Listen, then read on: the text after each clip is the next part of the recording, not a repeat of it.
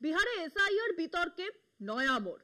এবার WhatsApp message কিছু বাছাই করা সাংবাদিকদের কাছে পাঠানো হচ্ছে। প্রশ্ন পাঠানো হচ্ছে নির্বাচন কমিশনের তরফে। মূলত কমিশনের বিরুদ্ধে ওঠা সমালোচনার জবাব দিতেই এই প্রশ্ন তোলা হয়েছে বলে জানা গিয়েছে।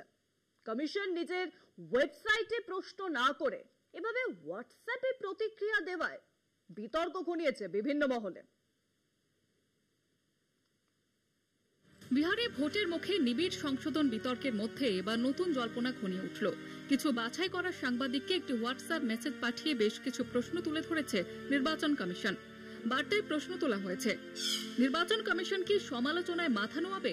মৃত, এলাকা ছেড়ে চলে যাওয়া মানুষ বা যাদের নাম দুই জায়গায় রয়েছে তাদের কি ভোট দিতে দেওয়া উচিত?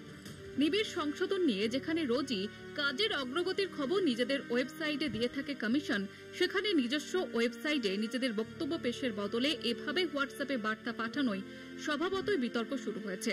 পাশাপাশি সাংবাদিকদের আরও একটি হোয়াটসঅ্যাপ মেসেজে রাহুল গান্ধীর অভিযোগের জবাব দিয়েছে নির্বাচন commission.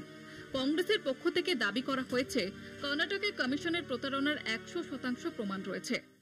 Election commission is not functioning as the Election Commission of India. Today they have made some statement. This is complete nonsense, right? The fact of the matter is that Election Commission is not doing its job.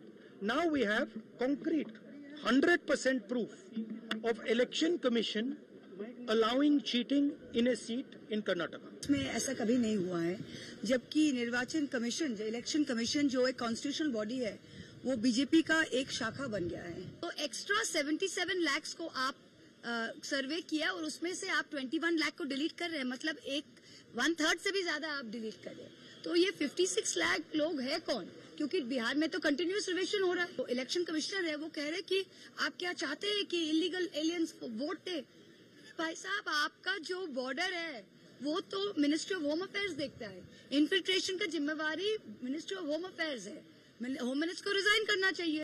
Rahul গান্ধীর এই অভিযোগের জবাবে কমিশনের প্রশ্ন, কিভাবে এই সময় কমিশনের বিরুদ্ধে এরকম ভিত্তিহীন অভিযোগ করা হচ্ছে? শুক্রবার শেষ হচ্ছে বিহারে ভোটার লিস্ট নিবিড় সংশোধন। বৃহস্পতিবারের হিসেবে তালিকা থেকে বাদ পড়েছে প্রায় 60 লক্ষ নাম। শেষ দুদিনে বাদ পড়তে পারে আরো কয়েক লক্ষ। 1 আগস্ট খসড়া তালিকা প্রকাশ করা হবে। আপত্তি এবং আবেদনের জন্য মিলবে আর 30 দিন। কলকাতা টিভি।